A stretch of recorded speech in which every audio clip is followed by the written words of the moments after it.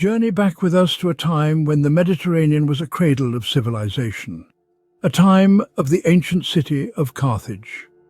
Picture it, 814 years before the birth of Christ, a band of Phoenician settlers embarked on an expedition resulting in the founding of Carthage. This was no arbitrary location.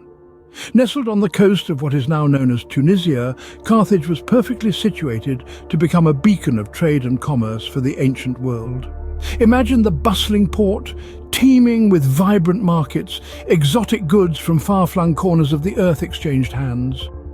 Carthage was a city that thrived on the ebb and flow of trade, its heartbeat synonymous with the rhythmic lapping of Mediterranean waves on the shore. This strategic location set the stage for Carthage to rise as a formidable power. So Carthage began, a city destined for greatness, yet not without its share of trials and tribulations.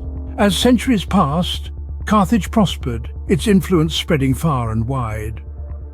This was the golden age of Carthage, a period marked by rapid expansion, flourishing trade, and profound cultural advancements. Carthage, strategically perched on the coast of modern-day Tunisia, swiftly ascended as a formidable power in the Mediterranean. It was an enormous city, home to hundreds of thousands of people. Its prosperity was built on its extensive trade networks, crisscrossing the Mediterranean, reaching as far as the British Isles to the north and the coast of West Africa to the south. But Carthage was not just a commercial powerhouse, it was also a maritime titan. Its navy, the backbone of its strength, was one of the most powerful in the ancient world. They built warships not just for defense but also for exploration, pushing the boundaries of the known world. Yet, the Golden Age of Carthage was not only about wealth and power. It was a time of cultural and scientific enlightenment. Carthaginians made significant strides in agriculture, architecture and mathematics. They developed a unique writing system, leaving behind a rich trove of inscriptions. Carthage was a city of grandeur, its streets buzzing with merchants, scholars and artisans, a city with towering walls and majestic temples where the spirit of enterprise and the thirst for knowledge thrived. Carthage was a beacon of prosperity and knowledge, a shining jewel of the ancient world. But with power comes envy, and with envy comes conflict. Enter Rome, a rising power to the east. And so began the Punic Wars, a series of 3 conflicts fought between the states of Rome and Carthage. The First Punic War saw a young Rome, eager to expand its influence, take on Carthage, the established maritime power in the Mediterranean. The result? A grueling 23-year-long conflict that ended in Carthaginian defeat and Rome seizing Sicily. In the Second Punic War, Carthage, under the brilliant leadership of Hannibal Barca, sought revenge. Hannibal, a figure etched in history for his audacity, took the fight to Rome by crossing the treacherous Alps with his army, a feat thought impossible. His victories at Trebia, Lake Trasimene and Cannae brought Rome to its knees, but the Carthaginian triumph was short-lived. Rome, under Scipio Africanus, defeated Hannibal at the Battle of Zama, marking the end of the Second Punic War.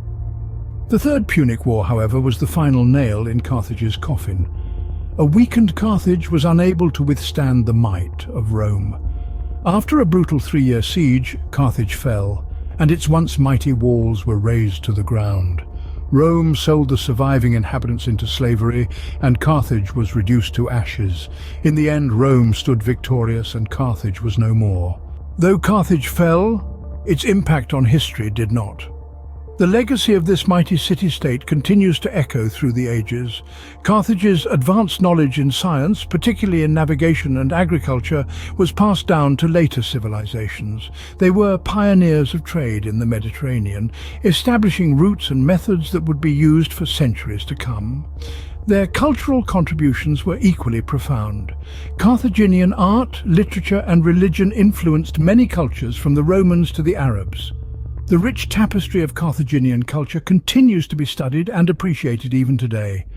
The site of ancient Carthage, now in modern-day Tunisia, stands as a monument to this once thriving civilization. It's a treasure trove for archaeologists, offering invaluable insights into the life and times of the Carthaginians. The ruins serve as a poignant reminder of the city's grandeur and its tragic downfall. Carthage may be a memory, yet its legacy endures, a testament to a civilization that once stood among the greatest of the ancient world.